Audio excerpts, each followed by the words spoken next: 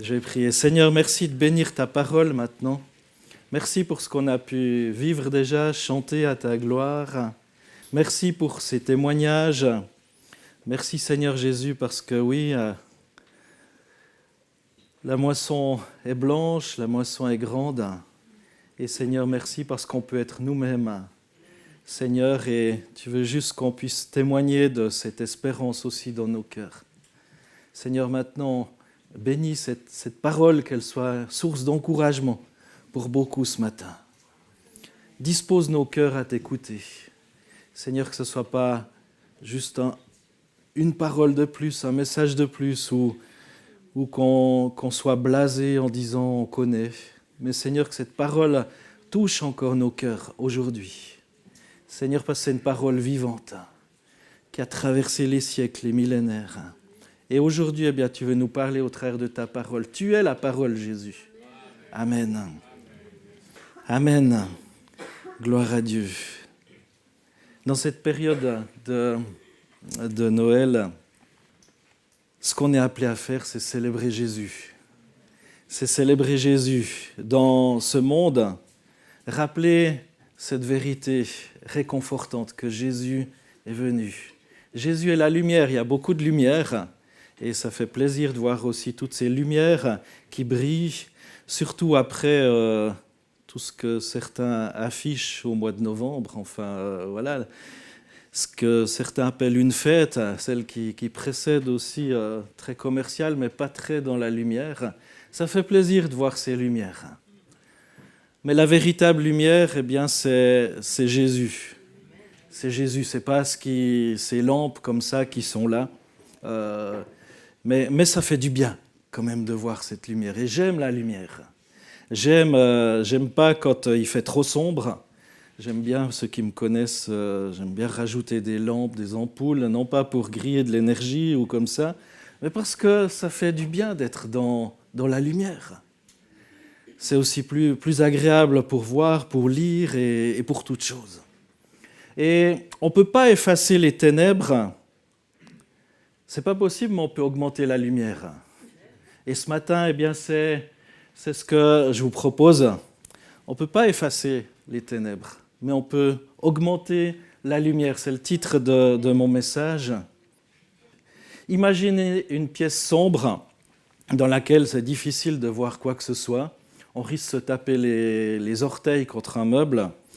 Et plutôt que vous battre contre l'obscurité ou de chercher à chasser vous-même les ténèbres, vous allumez simplement une lampe, une bougie ou quelque chose qui produit de la lumière. Et la lumière commence à se diffuser, elle transforme l'atmosphère de la pièce, ça devient tout différent. Tout différent. Chaque flamme ou source de lumière supplémentaire rend la pièce encore plus lumineuse, encore plus accueillante. Simplement, ça réduit l'obscurité. Et ce matin, eh bien, on est invité à inviter eh bien, cette lumière, cette présence de Dieu.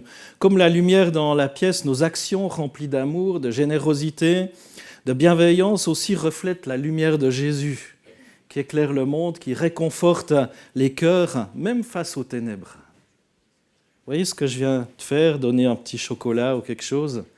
C'est tout simple. Mais je suis persuadé que même dans le train ou partout ailleurs, eh bien, c'est juste peut-être pour initier une conversation. Un truc tout simple. En offrant quelque chose où on se dirait, mais il n'y a rien, ça ne se trouve pas dans la Bible, ou comme ça, le chocolat. Rien que ça. Ça permet peut-être d'entrer en contact avec quelqu'un et de témoigner de quelque chose. Pourquoi tout à coup on a envie de dire bah, tiens, t'en veux un? Un petit truc tout simple. Un petit truc. Noël, un nom inventé par les hommes, la nativité, ou voilà, on pourrait l'appeler autrement. Noël, c'est l'avenue de la lumière, l'avenue de Jésus. L'avenue de Jésus. Dans Jean 1, versets 1 à 5, vous connaissez bien ce texte, au commencement, la parole existait déjà. Alors pour ceux qui ne savent pas de quoi on parle, vraiment la parole c'était Jésus dont ce texte parle. La parole existait déjà, la parole était avec Dieu et la parole était Dieu. Donc on ne parle pas d'une action, de quelque chose, mais bien d'une personne. Elle était au commencement avec Dieu, tout a été fait par elle, et rien de ce qui a été fait n'a été fait sans elle. En elle, il y avait la vie, et cette vie était la lumière des êtres humains.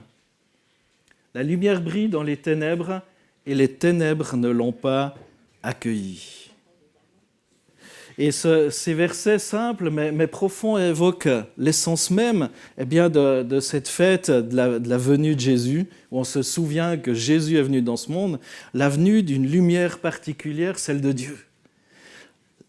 Et dans un monde plongé dans l'obscurité, Jésus est venu non pas pour effacer instantanément les ténèbres du péché, on aurait bien aimé, ça nous aurait rendu service. Il n'a pas effacé la souffrance ou l'incertitude, pour s'incarner comme une lumière constante, une présence qui éclaire, qui guide. Lorsque Jésus est né dans cette modeste crèche, son arrivée n'a pas chassé les injustices, ni éliminé immédiatement le mal, malheureusement. Et pourtant, sa vie, ses enseignements, son sacrifice à la croix, quelques 33 ans plus tard, ont ouvert un chemin pour vaincre ces ténèbres. Ont été là pour vaincre ces ténèbres et pour apporter la lumière. En devenant lumière, il a montré que même dans des moments les plus sombres, la lumière, la véritable, celle qui vient de Dieu, subsiste et ne peut pas être éteinte. La lumière du Christ ne peut pas être éteinte. Et elle est appelée à briller dans nos vies. On est ces porteurs de lumière. On est ces porteurs de lumière. Et lors du cours Béaba, ce jeudi, on a entendu parler aussi de l'importance du Saint-Esprit, du baptême du Saint-Esprit. Et le Saint-Esprit témoigne à notre esprit qu'on est enfant de Dieu, bien sûr, mais le Saint-Esprit, c'est aussi cette puissance qui rappelle tous les enseignements de Jésus et qui apporte la lumière dans notre vie, qui témoigne aujourd'hui dans notre vie de la présence du Christ, qui nous donne aussi cette puissance. Vous recevrez une puissance, le Saint-Esprit survenant sur vous, et vous serez mes témoins. On ne peut pas produire la lumière par nous-mêmes. On a besoin d'une source d'énergie. Et cette source d'énergie, c'est le Saint-Esprit, c'est la personne de Dieu manifestée par le Saint-Esprit dans nos vies. Le Saint-Esprit, c'est ce qui nous permet de briller dans ce monde. Si on n'est pas rempli de la présence de Dieu, si on n'a pas le Saint-Esprit dans notre vie, on ne peut pas produire, on ne peut pas refléter l'amour de Dieu. Et on a besoin d'être rempli dans un monde souvent marqué par l'angoisse, les conflits, la solitude. Cette fête de la Nativité nous rappelle qu'on a accès à cette lumière inaltérable en Jésus, parce que Jésus est venu. Jésus n'est pas juste resté comme un petit bébé, mais il a grandi. Il a grandi, il a donné sa vie. Et ensuite, il est remonté en gloire et il nous a envoyé son esprit. Et il est éternellement avec nous jusqu'à la fin du monde. Et cette lumière n'est pas seulement destinée à illuminer nos propres vies, mais aussi à être partagée. Lorsqu'on a quelque chose dans notre vie, on a envie de le partager. Et en tant que croyants, on est appelé à devenir des reflets de cette lumière, des porteurs d'espérance. Est-ce que vous êtes porteur, porteuse d'espérance? Est-ce qu'il y a une espérance dans vos vies? C'est peut-être provocateur, mais est-ce qu'on est des chrétiens tristes ou des chrétiens, des tristes chrétiens, ou je ne sais pas? Ou est-ce qu'il y a cette lumière? Mais aujourd'hui, vous pouvez dire, oui, je veux de cette lumière dans ma vie. Comment ça se traduit concrètement? Être la lumière, c'est manifester l'amour de Dieu dans nos interactions quotidiennes, simplement par un geste de bonté. Une parole réconfortante, une aide généreuse. Vous voyez quelqu'un qui tire la tronche, ou qui a l'air triste, ou simplement un mot bienveillant. Simplement s'adresser à cette personne. Peut-être qu'elle s'est levée le matin, qu'elle est entrée dans le train, qu'elle a peut-être croisé personne qui lui a dit bonjour. Bonjour, ça veut dire qu'on souhaite un bon jour. Quelque chose, un sourire. Un sourire. Et ça peut sembler petit, mais tout comme une petite bougie ou une petite ampoule peut transformer une pièce sombre, chaque acte rempli d'amour, de foi, a le pouvoir de transformer des situations, d'apporter la paix et de rappeler la présence de Dieu. On est des lettres ouvertes pour Christ, où on est appelé à l'être.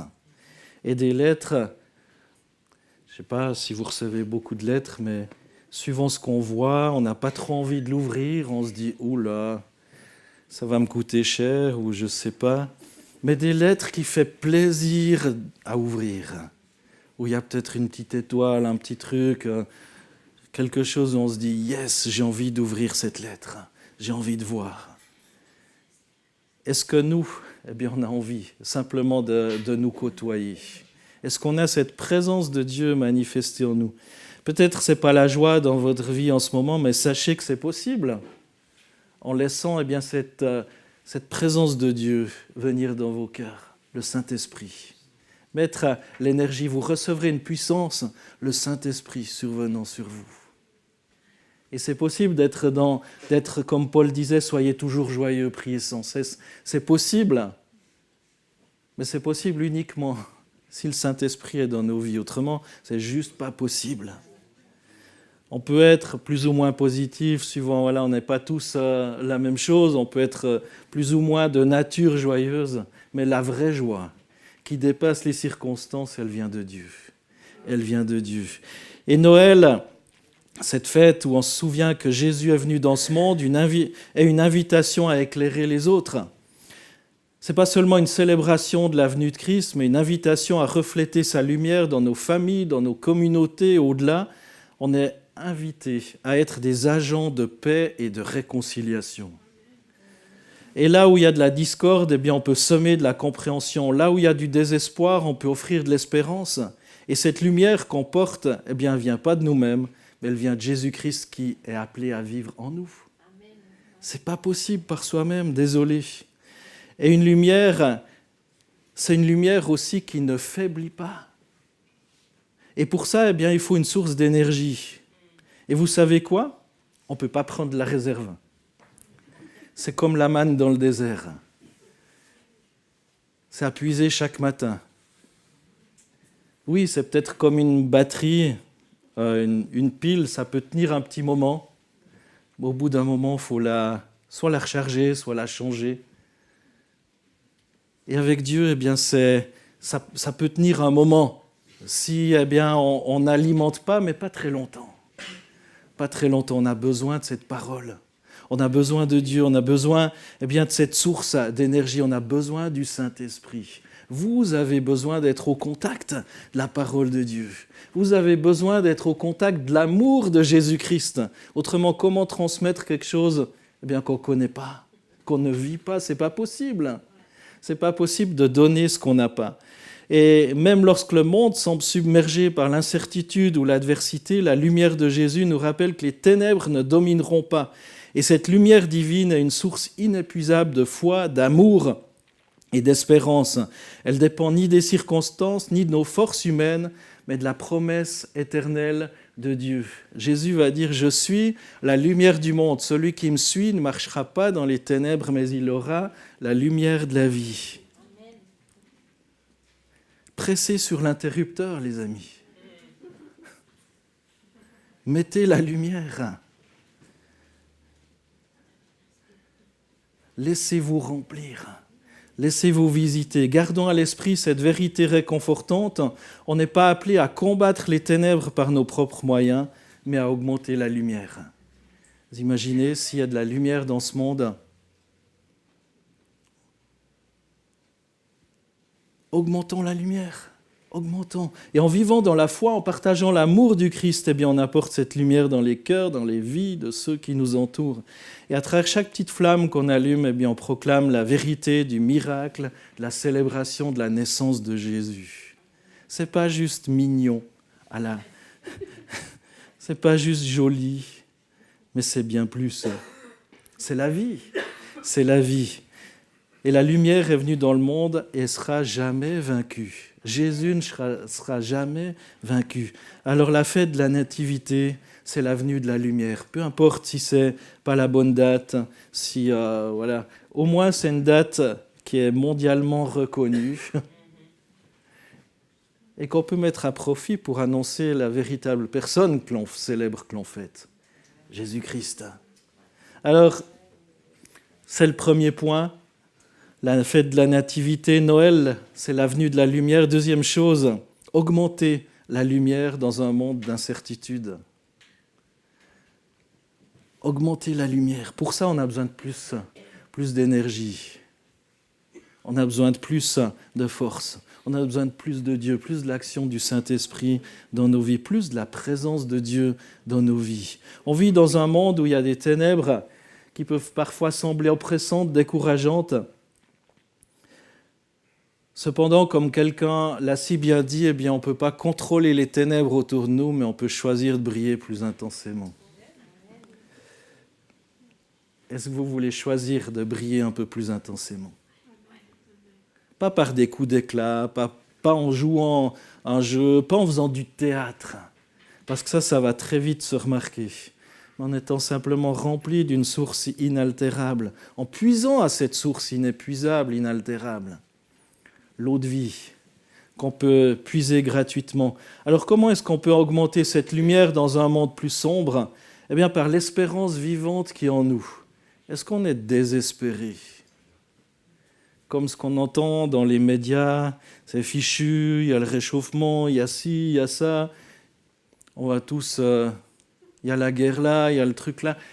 Oui, ce sont des réalités, bien évidemment. Mais est-ce que notre réalité, elle est pour l'éternité sur cette terre ? Est-ce que c'est ça qui nous motive de construire une terre qui va subsister comme ça? Non, moi je crois vraiment à des nouveaux cieux et une nouvelle terre. Je crois qu'il y a d'autres choses, une espérance vivante. Est-ce qu'on a, par l'amour inconditionnel et aussi par une compassion active, se soucier aussi des personnes qui nous entourent. Cette espérance vivante qui agit en nous. Écoutez ce texte de 1 Pierre 1, versets 1 à 5. De la part de Pierre, apôtre de Jésus-Christ, à ceux que Dieu a choisis et qui vivent en immigrés, dispersés dans les provinces du Pont, de la Galatie, de la Cappadoce, de l'Asie, de la Bithynie. Aujourd'hui, c'est le nord de la Turquie. Dieu le Père vous a choisi d'avance selon un projet qui est le sien. Il vous fait vivre pour Dieu, grâce à l'Esprit Saint, pour que vous obéissiez à Jésus-Christ et que vous soyez purifiés par le sang qu'il a versé. Que la grâce et la paix vous soient données en abondance. Bénissons Dieu le Père de notre Seigneur Jésus-Christ dans sa grande bonté. Il nous a fait naître à une vie nouvelle en ressuscitant Jésus d'entre les morts. C'est pour que nous ayons une espérance vivante, en attendant l'héritage que Dieu réserve aux siens. Cet héritage ne peut être ni détruit ni sali, il ne peut pas perdre son éclat. Dieu vous le réserve dans les cieux. À vous, que sa puissance garde par la foi en vue du salut, prêt à être révélé au moment de la fin. Cet amour c'est pour que nous ayons une espérance vivante en attendant l'héritage. Cet héritage de la vie éternelle dans sa présence, cette vie auprès de Dieu. Est-ce qu'il y a cette espérance vivante ? Malgré les circonstances, malgré peut-être les difficultés que vous traversez. Oui, Dieu veut vous donner une nouvelle espérance. Dieu veut vous donner aussi son soutien. Peut-être Dieu veut changer les circonstances difficiles que vous vivez en ce moment, mais même au-delà de ces circonstances, même si ces circonstances ne changent pas tout de suite, Dieu souhaite que vous ayez maintenant cette espérance vivante, même dans les difficultés. Par l'amour inconditionnel, j'ai dit aussi, Jésus n'a pas choisi qui aimer ou qui sauver. Il est venu pour tous, sans distinction. Et cet amour inconditionnel est un modèle pour nous. À notre tour, soyons aussi des reflets de son amour, en tendant la main aux plus faibles, en pardonnant aussi généreusement. Peut-être ce matin, vous êtes appelés à dire, il y a peut-être un chemin à faire au niveau du pardon, et en servant ceux qui sont dans le besoin. Et lorsqu'on choisit d'aimer sans attendre en retour, on devient des porteurs de lumière dans un monde qui a soif. Pas juste ceux qui le méritent ou ceux qui sont bons, ceux qui sont sympas, mais également ceux qui sont peut-être pas ceux vers qui on irait en premier lieu. Et j'ai dit, par une compassion aussi active, augmenter la lumière par cette compassion. Ce n'est pas toujours évident. Jésus n'a pas seulement prêché, il a agi, il a touché les exclus, nourri les affamés, guéri les malades, et sa lumière brillait à travers ses actes concrets de compassion. Et dans cette saison, eh bien, on peut être appelé à mettre notre foi en mouvement simplement, répondre aux besoins des autres, qu'ils soient grands ou petits, un sourire, une visite, un repas partagé, une aide matérielle, chaque geste empreint de compassion. Partager eh bien, cette joie. Et cette période de la naissance de Jésus, où on se souvient qu'il est venu dans ce monde, eh bien, nous invite à être des porteurs de lumière, mais ce serait dommage si c'était que pendant cette période. C'est tous les jours qu'on se souvient que Jésus est venu dans le monde. C'est tous les jours que ça fait la différence. Ce n'est pas juste une fois par année. C'est tous les jours. Pas par des œuvres grandes ou spectaculaires, mais par une multiplication de petites flammes d'espérance, d'amour, de compassion. Ainsi, ensemble, eh bien, on peut illuminer un monde, même dans les ténèbres. On peut être ces lumières et accroître ces lumières partout. Vous imaginez si tous les chrétiens nés de nouveau, qui ont cette espérance en eux, eh bien, brillent là où ils sont. On n'est pas tous et toutes appelés à aller en Afrique, en Asie ou autre. Mais sachez qu'à Martigny, au Val-de-Bagne ou à Sion, ou peu importe, là où vous êtes, à Fuy, il y a besoin qu'on manifeste cet amour, cette lumière. Cette lumière. Et on est appelé, oui, à célébrer la venue de cette lumière, à s'en rappeler à chaque jour qui passe, parce que ça fait la différence. Et à être au contact, à célébrer. On est appelé à augmenter la lumière et on est appelé à briller intensément, même dans les ténèbres. Dans Matthieu 5, 14 à 16, il est dit « C'est vous qui êtes la lumière du monde. Une ville construite sur une montagne ne peut pas être cachée. On n'allume pas une lampe pour la mettre sous un seau, au contraire, on la place sur le porte-lampe d'où elle brille pour tous ceux qui sont dans la maison. C'est ainsi que votre lumière doit briller aux yeux de tous, afin que chacun voie le bien que vous faites et qu'il loue votre Père qui est dans les cieux. » Brillez intensément, pas caché. Pas cacher qui vous êtes, pas cacher l'espérance qui est dans vos vies. Ce passage ne se contente pas de rappeler qu'on porte la lumière du Christ. Et puis super, je suis content. J'ai reçu cette lumière, non, mais à briller. Nous encourage à ne pas se cacher. Cette lumière n'est pas destinée à rester enfouie, mais à briller avec éclat, illuminant autour. Briller dans tous les contextes. Peu importe l'intensité des ténèbres qui nous entourent, la lumière, même infime, a le pouvoir de percer l'obscurité. Même une petite lumière. Quand il fait nuit noire, même une petite lumière, ça change tout. Ça fait toute la différence. Ça fait toute la différence. Et cette vérité est particulièrement pertinente dans ces jours où on célèbre la venue de Jésus, la lumière du monde. Une seule petite bougie peut changer l'atmosphère d'une pièce, une petite ampoule. Même ces petits trucs de Noël, les petites LED là. Une fois, tu peux les garder 2-3 ans avec une petite pile et ça éclaire encore. Un petit truc et ça apporte une transformation. Et dans nos vies aussi, être une lumière commence dans nos relations les plus proches, avec de la patience, avec du pardon, avec de la compréhension. Ça nous permet d'être en harmonie aussi, d'apporter dans nos foyers, parfois divisés et fatigués, eh bien cette lumière du Christ. Si on ne commence pas dans nos familles, dans nos foyers, c'est illusoire de penser eh bien, qu'on peut éclairer le monde entier.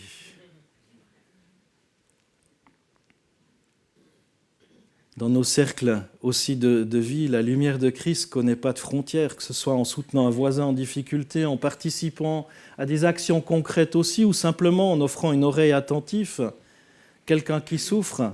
Chaque acte compte, même envers ceux qui peut-être nous veulent pas forcément que du bien. Et ça aussi, ça peut être un témoignage, d'être là au bon moment, malgré peut-être des difficultés traversées avec telle ou telle personne, tel ou tel collègue de travail, telle ou telle personne avec qui on a eu des difficultés, d'être là peut être aussi un témoignage. En se disant, mais pourquoi celui-ci? Alors je lui ai fait tellement d'entourloupe, j'ai tellement critiqué, il me veut encore du bien. Il doit avoir un problème. C'est pas ce que le monde me dit. Et Jésus nous appelle à aimer nos ennemis, à prier pour ceux qui nous persécutent. Dans Matthieu 5, 44, vous avez entendu qu'il a été dit, tu aimeras ton prochain et tu haïras ton ennemi. Et moi je vous dis, aimez vos ennemis et priez pour ceux qui vous persécutent. Mais ça, de nouveau, c'est possible que s'il y a la source dans nos vies, le Saint-Esprit. Autrement, c'est illusoire. C'est illusoire de vouloir faire je ne sais pas quelle thérapie pour y arriver par soi-même. Désolé, vous allez griller beaucoup de temps et avoir besoin de beaucoup d'efforts pour un résultat bien moindre que si vous laissez Christ agir et vous en rendre capable. Autrement, par nous-mêmes, ce n'est pas possible. Peut-être certains ont plus de capacités que d'autres, mais on n'arrive pas bien loin malgré tout. Briller dans ces circonstances est un témoignage puissant de la grâce de Dieu. Répondre à l'hostilité par la paix, au mépris par l'amour, reflète directement la lumière de Jésus et témoigne de la puissance transformatrice de l'Évangile. Autrement, on fait quoi de particulier si on n'aime que ceux qui nous aiment? Si on n'est bon qu'avec ceux qui sont bons? C'est juste la politesse. Mais on a quelque chose d'autre dans nos vies, des œuvres bonnes qui glorifient Dieu. Et Jésus insiste sur le fait que cette lumière doit être visible. Elle se manifeste par nos bonnes œuvres, qui ne sont pas simplement des actions bienveillantes, mais aussi l'expression de notre foi. Quelque chose qui est là. Et lorsqu'on donne sans attendre en retour, qu'on pardonne là où tout semble perdu, eh bien, on partage finalement ce que Christ est venu faire dans le monde. À ceux qui sont isolés, on montre aux autres qui est Dieu et pourquoi il est digne d'être glorifié. Parce qu'il est digne de louange. Et l'impact d'une lumière collective est aussi puissante. Une lumière isolée est puissante, mais imaginez ce que des milliers de lumières peuvent accomplir ensemble. Si on s'encourage, si on se fortifie, si on prie les uns pour les autres. Célébrer à la même date la naissance de Jésus nous rappelle aussi qu'on n'est pas seul. C'est dommage si c'est qu'un jour dans l'année. C'est dommage. C'est tous les jours. C'est tous les jours Noël. Tous les jours Jésus est là. Tous les jours Jésus veut être dans nos vies. Tous les jours on est appelé à célébrer sa venue parce que ça change tout. Ça change tout. Chaque croyant partout dans le monde est appelé à briller ensemble. Nos petites flammes individuelles deviennent un feu éclatant qui repousse les ténèbres et qui vont éclairer le monde. Et ce Noël, c'est pas que Noël, mais réfléchissons à ces questions. Où puis-je être une lumière? Moi, je ne peux pas répondre pour vous. Je pourrais vous dire, mais tu vois, là, il y a tel besoin, là, c'est pas top, est-ce que tu pourrais le faire? Mais réfléchissez par vous-même. Où puis-je être? Pas moi, mais vous. Vous dites à vous-même, où puis-je être une lumière? Parce qu'on a tous une idée en disant, mais c'est tellement sombre là. Ils devraient faire ça. L'Église devrait faire ça. Eux, ils devraient faire ça. Eux, pourquoi l'Église ne le fait pas? Mais l'Église, c'est toi. L'Église, c'est toi. Où puis-je être une lumière? Une lumière. Et dans quel domaine de ma vie puis-je laisser transparaître davantage l'amour et la grâce du Christ? C'est ça, se souvenir de Jésus, se souvenir de sa venue. En choisissant de briller intensément, eh bien, on proclame que Jésus est venu pour illuminer les ténèbres de nos vies, de ce monde. Élevons cette lumière bien haut, mes amis. Élevons-le, élevons Jésus. Et la vraie lumière de cette fête où on se souvient bien que Jésus est né. Frères et sœurs, dans ces jours, célébrons l'amour de Dieu manifesté en Jésus-Christ. dans nos foyers. Pas juste la fête des bons repas, des bons chocolats, des bons cadeaux, des sapins de Noël ou que sais-je. C'est bien tout ça. Mais que ça serve comme outil, pour partager ce que c'est Noël. Qui est Jésus et qui on est appelé à fêter, à célébrer. On célèbre chaque dimanche où on annonce les anniversaires de qui aura son anniversaire dans la semaine à venir. Super, mais s'ils ne sont pas dans cette salle, ils savent que peut-être qu'on a célébré, on a dit leur anniversaire. Mais ça va faire une différence pour eux si simplement on leur envoie un petit message ou on leur témoigne d'un geste d'affection, on leur souhaite bon anniversaire. Imaginez fêter un anniversaire, l'anniversaire de Jésus, même si, comme je l'ai dit, ce n'est pas la bonne date, mais on s'en fiche un peu. Imaginez en fait qu'on l'ignore totalement. On fait la fête, mais sans lui. Vous allez dire, tiens, il y a tel frère, telle sœur qui fête ses 60 ans, on va faire la méga fête, mais lui, on n'a pas envie qu'il soit là, franchement. Juste faire la fête. Mais elle n'est pas si fausse, la comparaison. Et célébrer la fête qu'on appelle Noël, la nativité sans Jésus, c'est la même chose. C'est comme si on fait un bon repas. On célèbre la venue de quelqu'un, mais sans qu'il soit bienvenu. Sans qu'il soit bienvenu. Alors célébrons avec joie, mais surtout avec un engagement renouvelé à refléter cette lumière. Peut-être qu'on ne pourra pas changer le monde en un instant, mais à travers chacun de nos actes, on peut illuminer les ténèbres qui nous entourent. Et que cette lumière soit une source de réconfort pour ceux qui souffrent. Qu'elle soit aussi un témoignage vivant de l'espérance qu'on porte et qu'elle éclaire le chemin vers celui qui est le chemin, la vérité et la vie. Et dans cette fin d'année, qu'on se souvienne qu'on ne peut pas effacer les ténèbres, mais qu'on peut augmenter la lumière. Gardons à l'esprit cette vérité réconfortante qu'on n'est pas appelé à combattre les ténèbres par nos propres moyens, mais là encore à augmenter la lumière. Et qu'on ne peut pas contrôler les ténèbres autour de nous, mais qu'on peut choisir de briller un petit peu plus intensément. Brillons ensemble, brillons collectivement, mais brillons aussi, séparément là où Dieu nous a placés. Laissons la lumière du Christ briller à travers nous et changer le monde une vie à la fois, un témoignage à la fois, un sourire à la fois. Ça fait la différence, on va pouvoir dire, mais il y a tant de misère, tellement de tristesse, tellement de malheur. Ça change quoi ? Ça change tout pour cette personne-là. Et votre vie peut changer tout pour une personne à la fois aussi. Dans votre famille peut changer pour une personne à la fois, là où vous êtes. Alors que la paix du souvenir de la naissance du Christ et sa lumière soient avec vous tous dans cette période. Et que vous puissiez briller, vous soyez brillants. C'est beau ça, hein ? Vous êtes appelés à être brillants. Que Dieu vous bénisse. Merci Seigneur pour ta parole. Merci Jésus pour cette vraie lumière de ta venue. C'est ta présence manifestée en nous. Seigneur, qu'on puisse briller.